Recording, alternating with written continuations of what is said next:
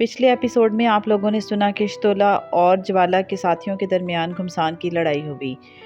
شتولا کے بھی 300 ساتھی کام آئے۔ جوالا ڈوبتے سورج کی کرمزی کرنوں میں اپنے جوانوں کا خون دیکھ رہی تھی۔ سردار کے 5 بیٹے بھی مارے گئے۔ منگولوں کے لیے یہ ایک بہت برا شگون تھا۔ جنگ کے رکنے کے بعد تمام منگول سردار جوالا کے خیمے میں جمع تھے۔ ان سب کی خوفزدہ نگاہیں جوالا کے چہرے پر ٹکی ہوئی تھیں، مگر جوالا اپنے اتنے سارے لوگوں کے قتل کے باوجود مطمئن تھی۔ میں جانتی ہوں تم لوگ مجھ سے کیا پوچھنا چاہتے ہو۔ یہ ٹھیک ہے، ہمارے جوانوں کی اکثریت مر چکی ہے، اب ہمارے پاس صرف 3000 کے قریب جیالے رہ گئے ہیں۔ تمہیں یہ ڈر ہے کہ کل کا سورج طلوع ہوتے ہی جب نئے سرے سے جنگ کا آغاز ہوگا تو ہمارے یہ نوجوان بھی دشمن کے سپاہیوں کے سامنے نہیں ٹھہر سکیں گے اور قتل کر دیے جائیں گے۔ مگر ایسا نہیں ہوگا۔ میں اس نوجوان کو بے بس کر دوں گی۔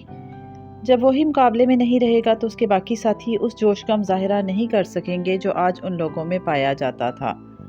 جوالا کہتی چلی گئی، اے مقدس جوالا، تو کیا کرے گی؟ ایک سردار نے آگے بڑھ کر پوچھا۔ یہ میں نہیں بتا سکتی، کل دن چڑھتے ہی تم لوگ صف بندی کرو گے اور دشمنوں پر ٹوٹ پڑو گے۔ تمہارے مقابلے میں وہ نوجوان نہیں ہوگا جس نے اکیلے آدھے سے زیادہ ہمارے نوجوان مار ڈالے، جوالا نے کہا، اور پھر سب لوگ اپنے اپنے خیموں میں چلے گئے۔ ہر سردار نے اپنے کچھ جوان پہرے پر بھی بٹھا دیے تاکہ اگر دوسری طرف سے شب ہون مارنے کی کوشش کی جائے تو فوراً ہی تیار ہو کر مقابلے پر آیا جائے، اور کچھ لوگوں کو میدان میں سے مرنے والوں کی لاشوں کو ٹھکانے لگانے کا کام سونپا گیا۔ ادھر شتولا نے بھی اپنے مرنے والے ساتھیوں کو قبریں کھود کر انہیں ان میں اتارا، اور سخت تھکاوٹ ہونے کے باوجود وہ اپنے زخمیوں کی دیکھ بھال کرتا رہا۔ ابھی صبح کی سپیدی نمودار نہیں ہوئی تھی کہ وہ یہ دیکھنے کے لیے میدان کی طرف چل دیا کہ وہاں ان کا کوئی سپاہی زخمی یا مردہ تو موجود نہیں۔ ابھی وہ ادھر اندھیرے میں چل پھر ہی رہا تھا کہ اچانک اندھیرے کا فائدہ اٹھاتے ہوئے ایک سیاہ پوش نے پیچھے سے اس کے سر پر کسی جانور کی ہڈی سے حملہ کر دیا۔ سر کی چوٹ اتنی شدید تھی کہ وہ بے ہوش ہو کر گر پڑا۔ سیاہ پوش، جو کہ جوالا کے علاوہ کوئی اور نہ تھا، اپنے کاندھوں پر یوں اٹھا لیا جیسے کہ وہ بچہ ہو، اور پھر وہ اسے اٹھائے ہوئے ایک طرف چل دی۔ اس کی بوڑھی ہڈیوں نے شتولا کا وزن اپنے کسی عمل کی وجہ سے اٹھایا ہوا تھا، اور پھر ایک مقام پر پہنچ کر اس نے شتولا کو نیچے لٹا دیا اور اپنے دونوں ہاتھوں سے برف ہٹانے لگی۔ نیچے سے پتھر کی ایک سل نظر آئی۔ جوالا نے اس سل کو بڑی آسانی کے ساتھ سرکا دیا اور پھر اپنے سر کے بالوں کو کاٹ کر اس پر کوئی عمل کیا اور ان بالوں سے مضبوطی کے ساتھ شتولا کے ہاتھ پاؤں باندھ دیے اور اٹھا کر اس قبر نما گھڑے میں گرا کر اوپر سے سل بند کر دی، اور پھر بڑے اطمینان سے واپس اپنے خیمے میں چلی آئی۔ اس عمل کو کسی نے بھی نہ دیکھا، حالانکہ اس کے اپنے لوگ خیموں کے باہر پہرا دینے میں مصروف تھے، مگر جوالا نے اپنے کسی منتر سے ان سب کی نظر بندی کر دی تھی، اور پھر وہ بڑے اطمینان سے آ کر اپنے خیمے میں دراز ہو گئی۔ سحر ہونے سے پہلے ہی اس تالو کو شتولا کے غائب ہونے کی اطلاع ہو چکی تھی۔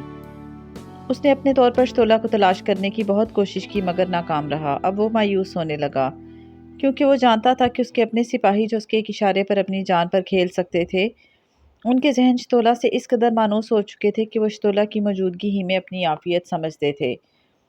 صبح جب وہ اپنے سپاہیوں کی صف بندی کرے گا اور اس کے سپاہی یہ دیکھیں گے کہ شتولا ان میں موجود نہیں ہے تو کہیں وہ ہمت نہ ہار بیٹھیں۔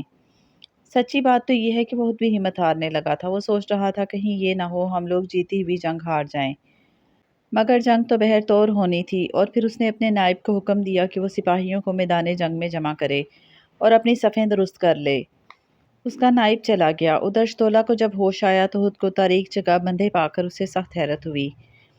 اس نے خود کو آزاد کرانے کی بہت کوشش کی مگر ناکام رہا، اور پھر اس نے اپنی اسی قوت کا مظاہرہ کرتے ہوئے خود کو آزاد کرا لیا، یعنی خود کو لہروں میں ڈھال کر، اور پھر وہ تاریکی میں ٹٹولتے ہوئے زینہ چڑھنے لگا۔ اس نے جب سیل کو اٹھانا چاہا تو وہ سیل اپنی جگہ سے نہ ہلی۔ شتولا سمجھ گیا کہ اس پر کوئی عمل ہوا ہے، اور پھر اس نے اپنے بابا کے بتائے ہوئے ایک وظیفے سے کام لیا اور اس نے سیل کو اٹھا پھینکا اور اس بڑے خیمے کی طرف بڑھا جس میں جوالا بڑے سکون کی نیند سو رہی تھی۔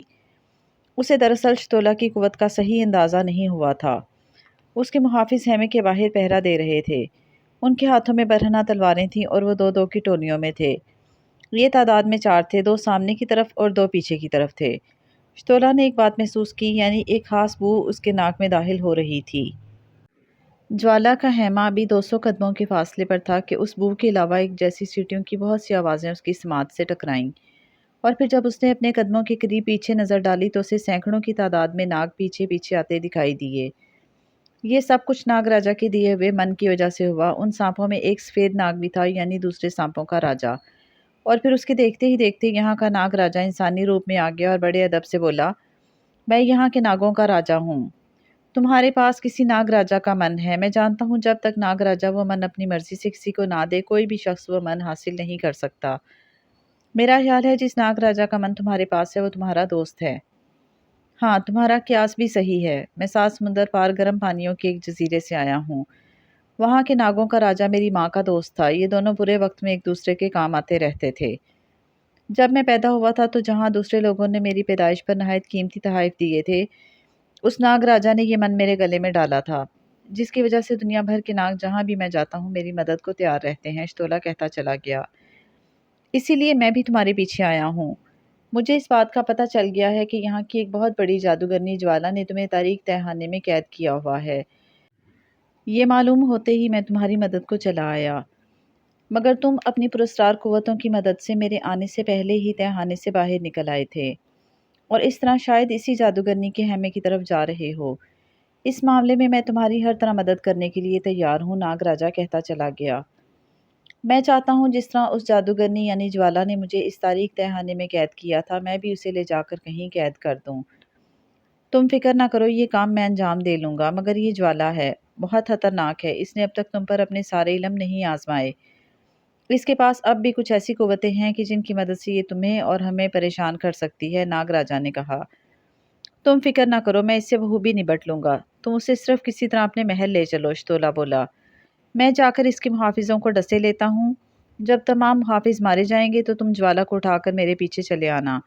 ہم اسے ناگ بھون لیے چلتے ہیں، ناگ راجا بولا۔ شتولا اسی مقام پر کھڑا رہا۔ ناگ راجا ایک بار پھر سانپ بن کر جوالا کے خیمے کی طرف بڑھا۔ بہت سے ناگ اس کے پیچھے ہو لیے تھے۔ ان ناگوں پر نظر پڑتے ہی تمام محافظوں کے ہاتھ پاؤں پھول گئے اور ان میں اتنی ہمت نہ رہی کہ اپنی حفاظت کے لیے سانپوں پر حملہ کرتے، اور پھر سانپوں نے تمام محافظوں کو ڈس لیا۔ اب میدان صاف تھا۔ شتولا خیمے میں داخل ہو گیا۔ کل جب جنگ ہو رہی تھی تو شتولا نے اس عورت کو دور سے دیکھا تھا۔ اب جو مشعل کی روشنی میں اس بوڑھی عورت کو دیکھا جو اپنے کسی عمل کی وجہ سے صدیوں سے صرف اپنے بیٹے کے انتقام کے لیے زندہ چلی آ رہی تھی، تو حیران رہ گیا۔ شاید برسوں بعد آج کی رات وہ بڑے سکون سے سوئی تھی۔ سوتے ہوئے بھی اس کے چہرے پر عجیب سی مسکراہٹ تھی، جیسے اس نے تمام عالم کو فتح کر لیا ہو۔ اس کی دانست میں وہ شتولا پر قابو پا چکی تھی، جو کہ اس کے دشمن کا تیار کیا ہوا ایسا نوجوان تھا جس نے اس کی بلا کو یوں ہلاک کر دیا تھا، جسے منگول سردار دیکھتے ہی خوف کی وجہ سے کانپنے لگے تھے۔ وہ اسی لیے مطمئن ہو گئی تھی کہ اب وہ تاموز کو بڑی آسانی کے ساتھ ہلاک کر سکے گی۔ شتولا نے اس بوڑھی جادوگرنی کے چہرے کی یہ کیفیت دیکھی تو مسکرا دیا، اور پھر اس نے آگے بڑھ کر نہایت پھرتی کے ساتھ اٹھا کر اسے اپنے کاندھے پر ڈال لیا۔ جوالا ہڑبڑا گئی تھی، مگر وہ ایک مضبوط ہاتھ میں تھی۔ بہت ہاتھ پاؤں مارنے کے باوجود وہ شتولا سے خود کو آزاد نہ کرا سکی تھی۔ وہ سوچ بھی نہیں سکتی تھی کہ کوئی اتنی آسانی کے ساتھ اس پر قابو پا لے گا۔ اسے یہ خیال تو نہیں تھا کہ اسے اٹھا کر لے جانے والا شتولا ہوگا، کیونکہ وہ تو اسے ایک ایسی جگہ قید کر آئی تھی جہاں سے آزاد ہونا بہت مشکل تھا۔ اس کا خیال صحیح تھا۔ شتولا بھی جوالا کے بالوں کو توڑ کر آزاد نہیں ہو سکتا تھا، وہ تو اس نے خود کو لہروں میں تبدیل کر کے آزادی حاصل کی تھی، اور جوالا کے بال وہیں پڑے رہ گئے تھے۔ تو پھر یہ کون ہو سکتا ہے جو اس کے محافظوں پر قابو پا کر یا ہلاک کر کے اسے اٹھائے لیے جا رہا ہے، جوالا نے سوچا۔ شتولا نے اسے اس طرح کاندھے پر ڈالا ہوا تھا کہ جوالا کا چہرہ زمین کی طرف تھا، اور پھر اس کی طلسمی نگاہوں نے ان سانپوں کو دیکھ لیا جو اس شخص کے پیچھے پیچھے رینگتے چلے آ رہے تھے۔ اب وہ سمجھ گئی تھی کہ جس کے قبضے میں ہے وہ بھی بڑی قوتوں کا مالک ہے، اور پھر اس نے نڈھال ہو کر سوچنا چھوڑ دیا اور خود کو حالات کے سپرد کر دیا۔ ناگ راجا نے جو شتولا کے پیچھے اپنے سانپوں کے ساتھ چلا آ رہا تھا، اور اس کا ایک ناگ شتولا کے آگے آگے راستہ دکھاتے ہوئے چل رہا تھا، اس نے شتولا کے قدموں پر اپنی نگاہ ٹکا دی۔ بس پھر کیا تھا، زمین یوں سمٹنے لگی کہ چند گھڑیوں میں ہی وہ ناگ بھون پہنچ گئے، ورنہ یہ فاصلہ اتنا تھا کہ انہیں پہروں چلنا پڑتا۔ ناگ بھون پہنچ کر ناگ راجا شتولا کو ایک ایسے کمرے میں لے گیا جو تاریک تو نہیں تھا، مگر اس کمرے میں سے کسی کا نکل بھاگنا ناممکن تھا۔ شتولا کو یاد آیا کہ صبح ہوتے ہی منگولوں سے فیصلہ کن جنگ ہونا تھی۔ اس نے ناگ راجا سے اجازت چاہی اور صورتحال بتائی۔ یہ وہی وقت تھا جب استالو شتولا کی وجہ سے پریشان تھا۔ ناگ راجا نے ایک ایسا ناگ شتولا کے ساتھ کر دیا جس کی وجہ سے زمین سمٹ جاتی اور شتولا چند منٹوں میں ہی واپس پہنچ جاتا۔ ناگ راجا نے شتولا سے کہا، بہادر شتولا، جنگ سے فارغ ہو کر ناگ بھون چلے آنا۔ کیونکہ تمہاری قیدی یہاں موجود ہے اور تم ہی اسے جو سزا چاہو دے سکتے ہو۔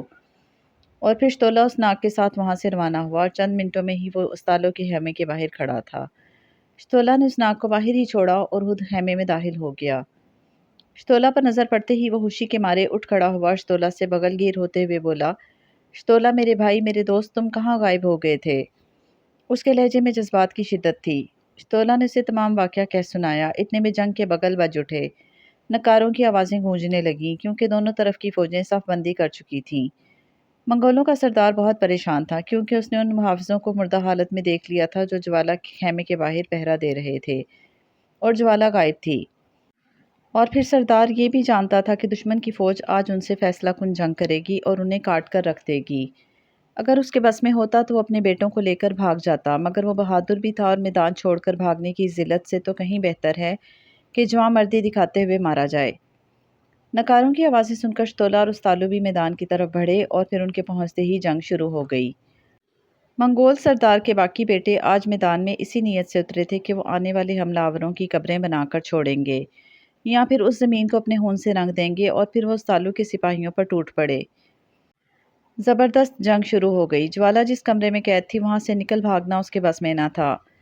اس نے اپنے تمام جنتر منتر آزما لیے تھے۔ ناگ راجا نے صحیح کہا تھا کہ جوالا کو ایسے کمرے میں قید کر لیں گے جہاں سے وہ کبھی بھی نکل نہیں سکتی۔ جوالا جانتی تھی کہ اس کے قبیلے کے لوگ شتولا اور اس کی فوج کا مقابلہ نہیں کر سکیں گے۔ اس کے بغیر تو وہ سب مارے جائیں گے۔ اس خیال کے تحت ہی وہ غصے کے مارے اس کمرے میں ٹہلنے لگی۔ ٹہلتے ٹہلتے وہ اپنا پاؤں فرش پر مارتی۔ اسے اپنے اس عمل سے یہ معلوم ہو چکا تھا کہ وہ ناگ دیوتا کے تہہ خانے میں قید ہے، اور اسے یہاں قید کرنے والا ناگ راجا ہے۔ اس نے ناگ راجا پر بہت غصہ آ رہا تھا۔ اگر وہ ناگ راجا کے تہہ خانے میں نہ ہوتی تو وہ اپنی طاقت سے ناگ راجا کو تباہ و برباد کر دیتی۔ اور پھر اس نے اس تہہ خانے سے نکلنے کے بارے میں بہت سوچا، مگر اس کی سمجھ میں کچھ نہ آ سکا۔ جتنی آج وہ بے بسی محسوس کر رہی تھی، اس سے پہلے کبھی اس پر ایسا وقت نہیں آیا تھا۔ اس وقت بھی نہیں جب تاموس نے اس کے بیٹے کو ہلاک کروا دیا تھا۔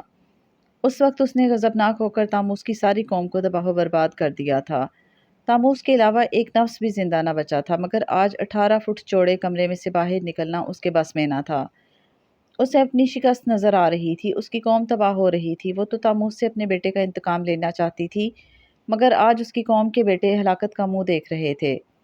وقت گزرنے کے ساتھ ساتھ اس کا جوش بڑھتا جا رہا تھا۔ وہ دیوانہ وار کمرے میں ٹہل اور پاؤں پٹک رہی تھی، یہاں تک کہ دیواروں کے ساتھ ٹکریں مارنے لگتی۔ اس کے بال بکھر چکے تھے اور اس پر وحشت کے دورے پڑنے لگے تھے۔ وہ چیخو پکار کر رہی تھی، مگر اس کی چیخیں اس کمرے میں ہی دم توڑ رہی تھیں، یہاں تک کہ وہ بے ہوش ہو کر گر پڑی۔ شتولا اور استالو بھی میدان میں پہنچ چکے تھے۔ ان کے آنے سے جہاں ان کی فوج کے حوصلے بلند ہو گئے، وہاں دشمن پر خوف اور مایوسی طاری ہو چکی تھی۔ پہلے تو وہ یہ سمجھتے رہے کہ جوالا کسی اہم کام میں مصروف ہے، اور جب وہ میدان میں آئے گی تو لڑائی کا پانسا پلٹ جائے گا، مگر جب منگول سپاہیوں کی تعداد بہت کم رہ گئی اور جوالا نہ آئی تو ان لوگوں نے راہ فرار اختیار کرنے میں ہی عافیت جانی۔ مگر شتولا اور اس کے سپاہی ان میں سے کسی ایک کو بھی زندہ بچ کر بھاگنے نہیں دینا چاہتے تھے۔ ان لوگوں نے ایک منگول کو بھی زندہ نہ چھوڑا، سوائے ان عورتوں، بچوں اور بوڑھوں کے جو اپنے خیموں میں ڈرے سہمے بیٹھے تھے۔ شتولا کا حکم تھا کہ کمزور لوگوں پر ہاتھ نہ اٹھایا جائے۔ جب میدان صاف ہو گیا تو یہ لوگ تھکے ہارے اپنے خیموں کی طرف بڑھے۔ سارا دن کی لڑائی نے ان کے جسم شل کر دیے تھے۔ جو لوگ پیچھے رہ گئے تھے ان لوگوں کے لیے کھانا تیار کر چکے تھے۔ تمام سپاہیوں نے پیٹ بھر کر کھانا کھایا اور پھر جیسے گھوڑے بیچ کر سوئے کہ صبح ہی اٹھے۔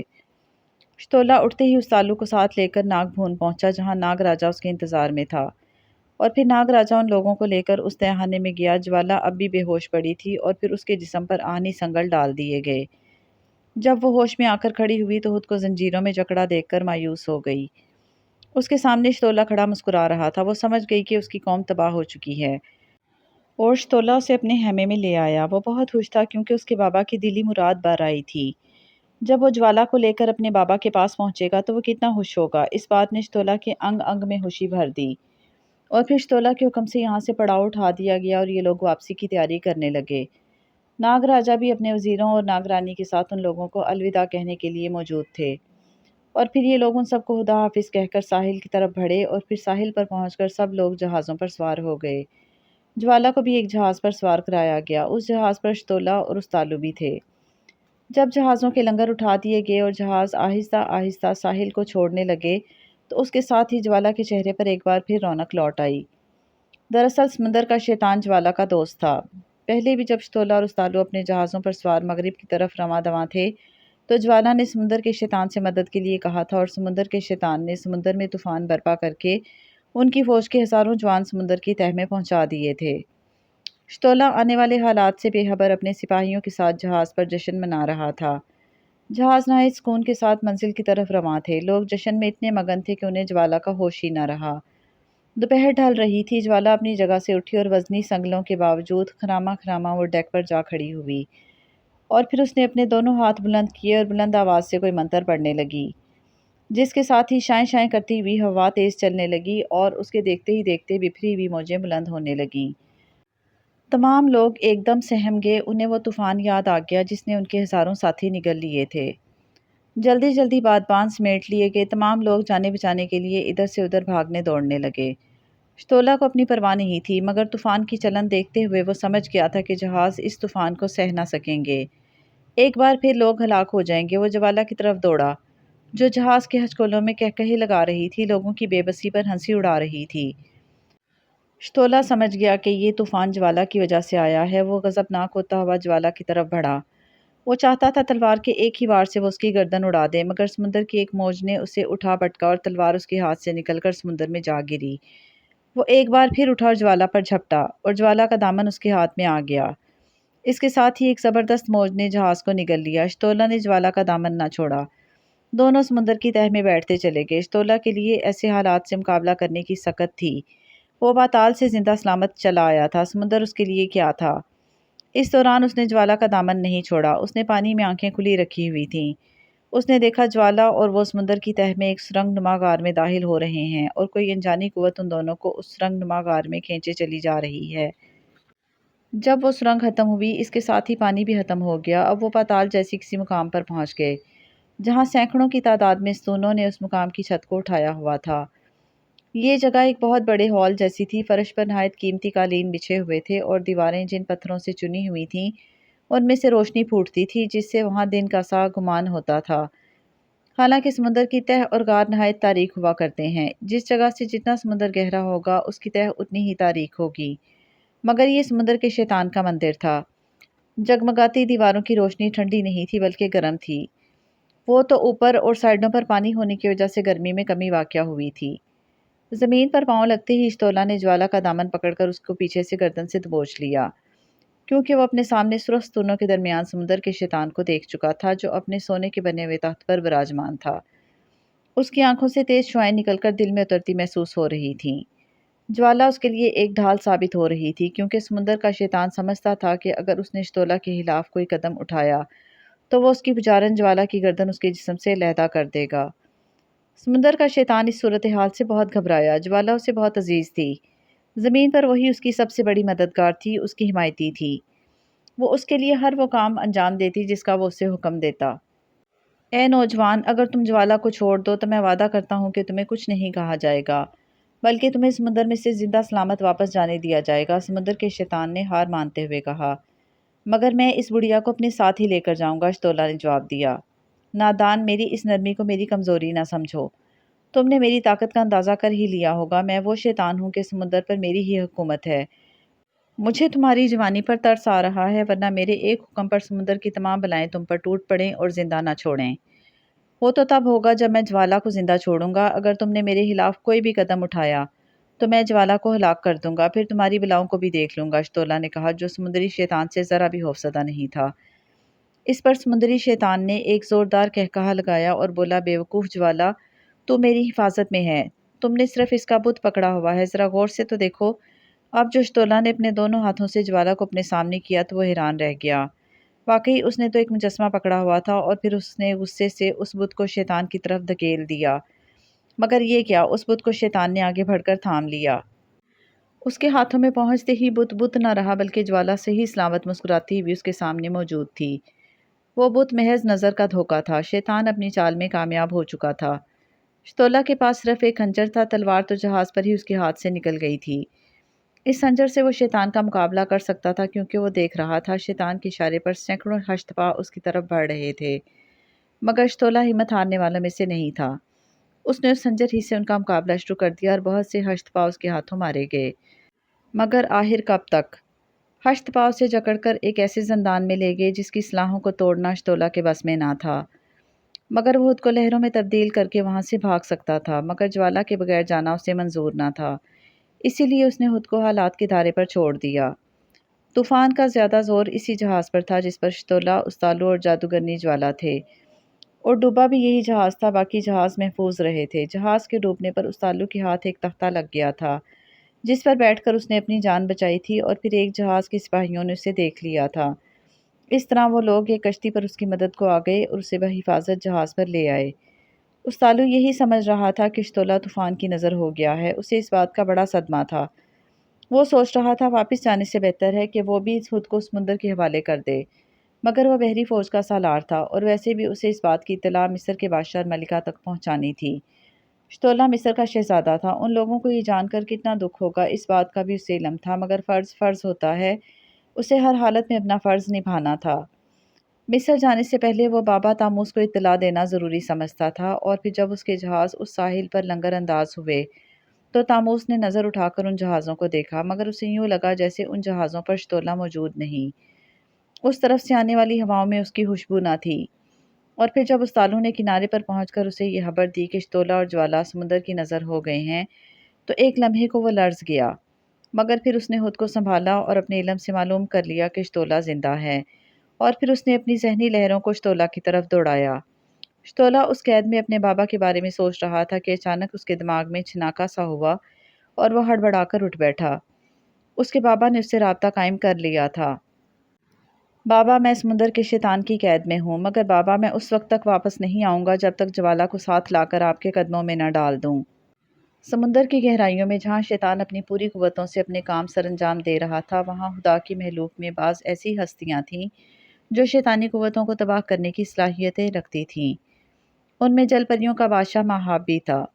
ये बादशाह समुंदर की महलूक ही नहीं, खुश्की में बसने वाले इंसानों का भी हमदर्द था। समुंदर में जब भी तूफ़ान वगैरह आते और बहरी जहाज़ों कश्तियाँ डूबतीं, तो महाब के सिपाही डूबने वालों की ऐसी मदद करते कि लोगों को पता ही न चलता कि उन पर एहसान किया गया है। मसलन कोई शख्स डूब रहा हो तो वो टूटे हुए जहाज़ का कोई तख्ता लाकर उस शख्स के नीचे रख देते। डूबने वाले को सहारा मिल जाता और वह बच जाता। जिस वक्त शतोला का जहाज़ डूबा तो महाब को अपने इल्म से ये पता चल गया कि ये हरकत समुंदर के शैतान की है। उसे शतोला के बारे में भी पता चला और माई ज्वाला के बारे में भी। ये जानकर महाब ने शतोला की मदद का इरादा कर लिया और उसने समुद्री कछुए को, जो कि बहुत बड़ा डेल डोल रखता था, शतोला की तरफ भेजा। उस वक्त शतोला समुद्री शैतान की कैद में था। कछुआ उस गार में पहुंचा जहां शतोला था। वो शतोला के करीब पहुंचा और सरगोशी के अंदाज में बोला, नौजवान, अगर तुम चाहो तो मैं तुम्हें इस कैद से रिहाई दिलवा सकता हूँ। शतोला ने बड़े गौर से कछुए को देखा जो इंसानों की तरह गुफ्तगू कर रहा था। तो क्या यहाँ शैतान से टकराने वाली कुव्वतें भी हैं?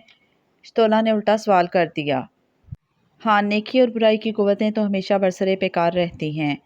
समुंदर का बादशाह महाब बड़ा नेक है, वो इंसानों की मदद करने में खुशी महसूस करता है। उसने मुझे तुम्हारी मदद के लिए भेजा है, कछुए ने कहा। क्या कछुआ शतोला को आज़ाद कराने में कामयाब रहा? आगे क्या हुआ देखिए इस दिलचस्प कहानी का एपिसोड 10, जो कि लास्ट एपिसोड है, नेक्स्ट संडे को हमारी यूट्यूब चैनल स्टोरी टाइम पर।